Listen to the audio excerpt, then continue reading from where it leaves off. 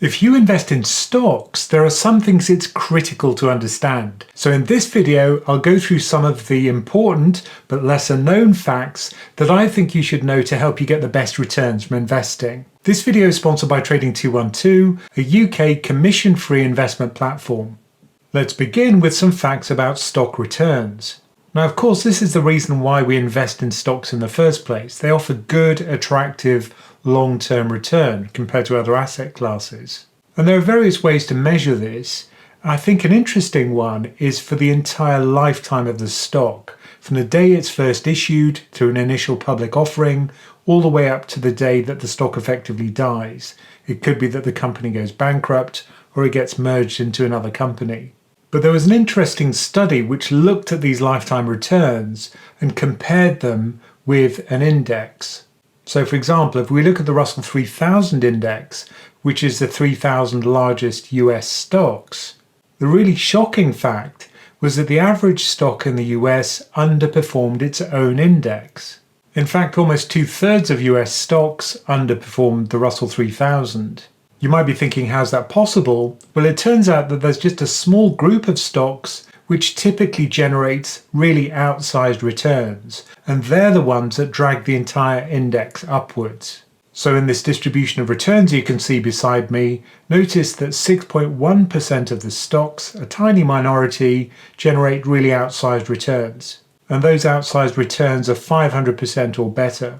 And this is one of the reasons why it's difficult to do stock picking, because you have to choose those really rare stocks that outperform a lot. And this is also why index investing usually works quite well, because if you do buy the entire haystack, as Jack Bogle put it, then you'll find those needles in the haystack alongside all the other stocks.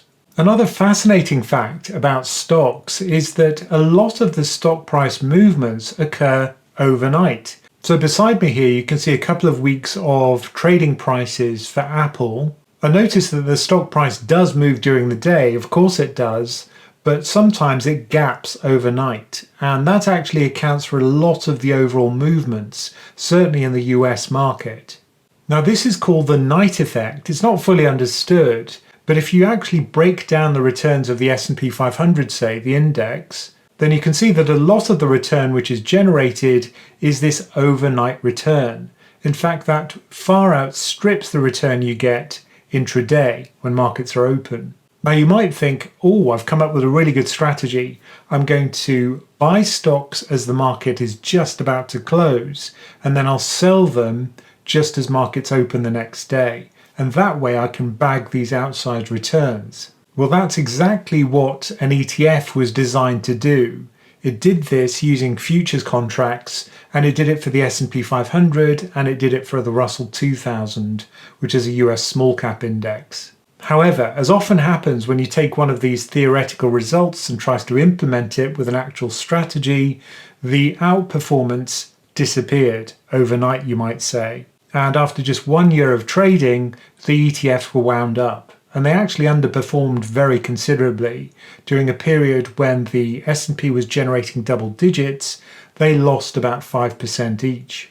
However, if you do see that your stock has moved overnight and it's moved a lot, don't be surprised, because that's completely normal. Now, sometimes people ask me, what happens if a stock splits? Does that affect the returns on the stock? And the answer is not really. I mean, fundamentally, you'd expect it not to happen. It doesn't really change any of the profits that the company generates or anything to do with the quality of the company. All it means is that its shares are subdivided into smaller units, which are cheaper. And the reason why companies do this is that after a period of blistering stock price rallies, then it can be that the stock price grows to thousands of dollars or thousands of pounds, and that's out of the reach of many retail investors. So to make the stock more marketable, it's sold in these smaller chunks. For example, Nvidia's recently done a 10-for-1 stock split because of its huge rally over the course of 2024. Now, for someone's PhD thesis, I found this graph, which shows you what happens to a stock. And this tracked many stocks, and they were all tech stocks. And it looked to see what would happen to the stock splits around the announcement date and on the date when the stock split actually happened. And what's interesting is that there was a short-term blip in return, a blip upwards. However, after the excitement died away, there is no long-term effect, which is what you'd expect, given that it hasn't really changed the company at all. Why does this happen? Well, one of the reasons is, according to the author, that it creates greater liquidity in the stock. Because it trades in smaller chunks, more shares turn over, and that can push up the share price. Another effect is the signaling effect, which is that if a stock is split, well, that shows it's a successful stock. It's rallied so much that it's become super expensive. So by doing one of these share splits, it signals that the company is a successful one. However, it doesn't mean that the company will continue being successful. For example, if we look at Tesla's share price, you can see two share splits here, and the first one was during a period of incredibly rapid growth in Tesla's share price. The second stock split, however, came just before a period of huge weakness in Tesla's share price. So frankly, I don't think these share splits matter at all. As a fundamental investor, I don't really care if it's 10 stocks or one stock. I really think that valuation is a much more important measure. Now, one factor that is incredibly important if you're trading a stock or even an ETF is how liquid that stock is. And that's because it affects the bid-offer spread.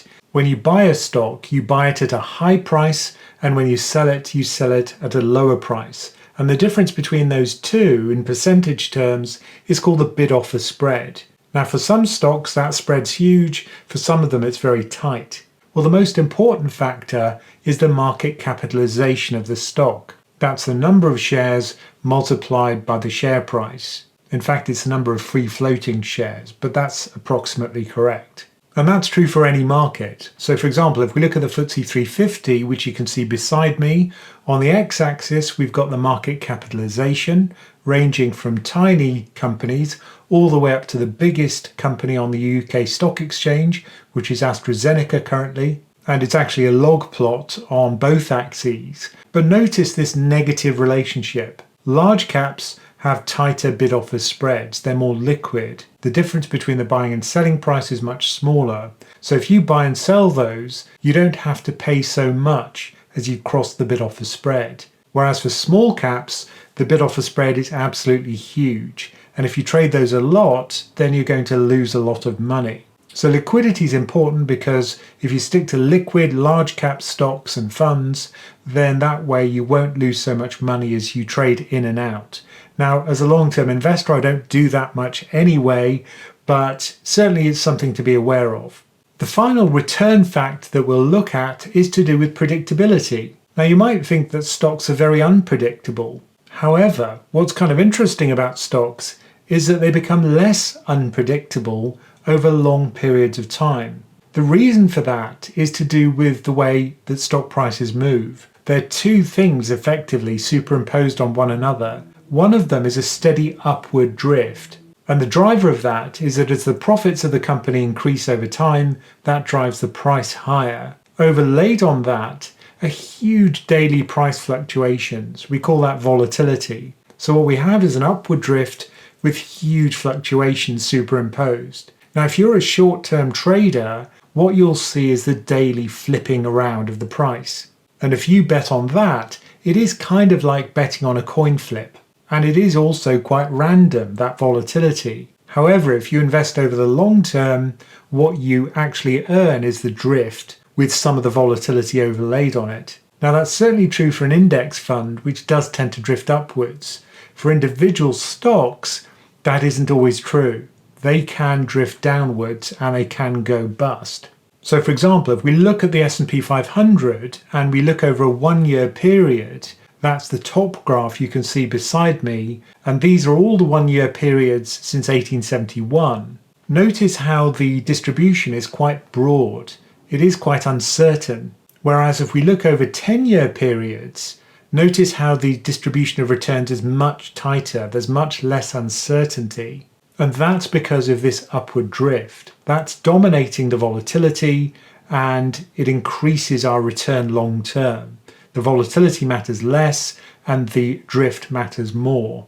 Another good side effect of that upward drift dominating volatility is that the probability of making a loss decreases over longer periods of time, at least for indices. So over a 1-year period, the probability of making a loss is about 1 in 3, whereas over a 10-year period, the probability is much lower of making a loss. It's something like 11%. Now, today's video is sponsored by Trading212, a commission-free investment platform. I use it for my fund portfolio. I've been using it for some time now, and it's certainly very competitive. It has no platform fees at all for its ISA.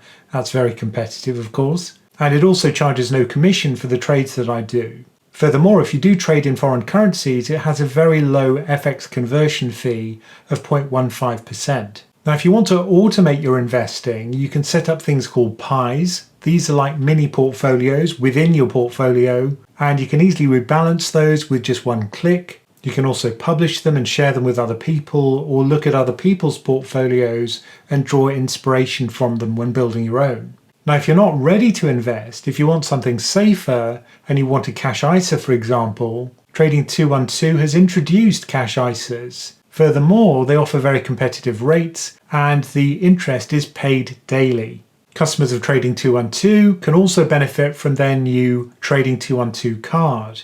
The way that works is that the money that you spend on the card comes out of your Trading212 invest account. That's like your general investment account. And that comes out of the free funds, so none of the investments will be sold as you spend. You can also use it for online purchases or POS transactions, POS transactions, and of course ATM withdrawals. You can withdraw £400 a month free, and then there's a 1% fee after that. You can even use it abroad and they'll still charge that very competitive 0.15% conversion fee. If you've already got euros, say, in your account, then it'll come out of those euros if they exist in your invest account. Now, if you're a new customer of Trading212, there's a special offer where you can claim free fractional shares worth up to £100. All you have to do is create and verify a Trading212 account, make a minimum deposit of £1, and use the promo code, which is my first name, Romin, or use a link in the description below. Now let's look at some facts about companies. Now, I've heard it said that as you get older, one thing you notice is that people like teachers and policemen look younger. I've certainly noticed that myself. However, what's interesting at the moment is that if you look at indices like the S&P 500, is that stocks are getting younger as well. For example, if you looked at the top 10 stocks in the S&P 500 in the year 2000, the median age of the companies was almost a century. It was 85 years. Whereas by 2018, the average lifetime of those top 10 stocks had reduced dramatically to 33 years. And it's not just the age of the top 10 stocks which has shortened, it's also the amount of time that stocks spend within the S&P 500, because its content are not static. They're changed all the time, either because these stocks are no longer eligible for the S&P 500, if they stop being profitable, for example, or because the company's market capitalization has shrunk because the company's not doing very well, or perhaps the company's actually gone bankrupt. So whereas in the early 1980s, the average company tenure on the S&P 500 was around 30 years, that's now fallen to around 20 years on average. Now, certainly for the S&P 500, it's a very innovative index. There's lots of technology stocks in there, and they tend to be very disruptive. They jostle other stocks out of the way. And this sometimes encourages people to try and find those real winners. But as we saw previously, that's actually quite difficult because these are a tiny subset of the stocks in an index, and they're very difficult to identify. And another shocking fact, if we look at that lifetime return from birth to death for US companies, is that 40% of stocks actually destroyed wealth over their entire lifetime. In other words, the price at which they were issued was above the price at which they were when they were taken out of the index or when they ceased to exist. So the danger of having a concentrated stock portfolio, which is actually the title of the research from which this table was taken, is that you could just be unlucky. In fact, the probability of choosing a dud is much higher than choosing one of those big outperformers. In fact, it's worse than that, because for single stocks, what actually could happen is you could suffer a catastrophic loss. And according to this paper, their definition is that you suffer a 70% peak to trough loss with no significant recovery. And the catastrophic loss rate for the Russell 3000 is a fairly steady 10%. It fell during the period after the global financial crisis when the interest rates in the US fell to zero. But my expectation is that that's going to pick up again now that interest rates have gone back to around 5%. Now, I'm not saying you should never try and choose single stocks to try and beat the market, but I think it's always good to know these stats in order to understand the risks you're taking, but also to calibrate your expectations about success. But if you are going to be buying single stocks or even stock indices, I think it's incredibly important to understand valuation. And for stocks, one of the great benefits is that they do have ways of measuring how expensive or cheap they are, usually relative to one of their fundamental balance sheet statistics, like their profits, or perhaps their book value, or perhaps their cash flow. For example, one measure is called the excess cape yield, created by the Nobel Prize winner Robert Shiller. And there's a fairly well-documented relationship between the S&P 500's returns and its valuation. When stocks are expensive, they tend to underperform over the next 10 years, say. But in order to see that effect of valuation on return, you have to wait a long time. If we look at the CAPE valuation versus the 1-year return on the S&P 500, and this is for the 1 year following that valuation, the relationship is very weak indeed. Whereas if we extend that period to 10 years, notice the positive slope of the graph. If you buy the S&P 500 when it's expensive, usually the returns are lower. If you buy it when it's cheap, the returns are usually higher. So if you are a value investor, the take-home message is that you should also be a patient investor, because it may take markets some time to realize that the stock was indeed cheap. And then the final point is one about information. And the point here is that markets are quite efficient. If everybody knows something about a company, then that's already in the price. So sometimes people ask me, look, the earnings for this company were just incredible. But if that was expected, then it won't probably affect the price much. In fact, the price of the stock could actually fall on those incredible earnings results. And that's because the expectation was that they'd be even higher. So really what moves markets, and particularly moves them sharply, is when those expectations are surprised, either to the upside or to the downside. That's true for earnings results, it's true for macroeconomic data, it's true of any information which feeds into the price of an asset. And there are some great quotes about this from the legendary investor Howard Marks.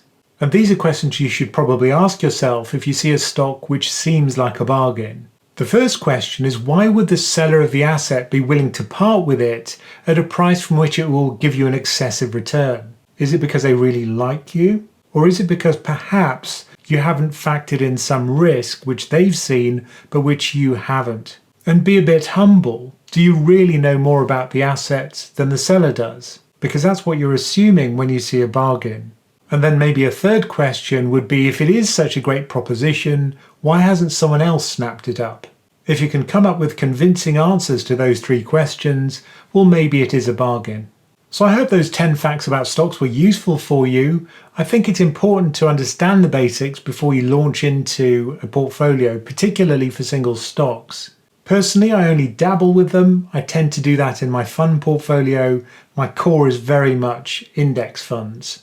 And that's simply because I don't think I can outperform markets. I think the probability of that's quite low, but it is fun. And that's why it's called the fund portfolio. Now, don't forget our offer from Trading 212. PensionCraft viewers can claim free fractional shares worth up to £100.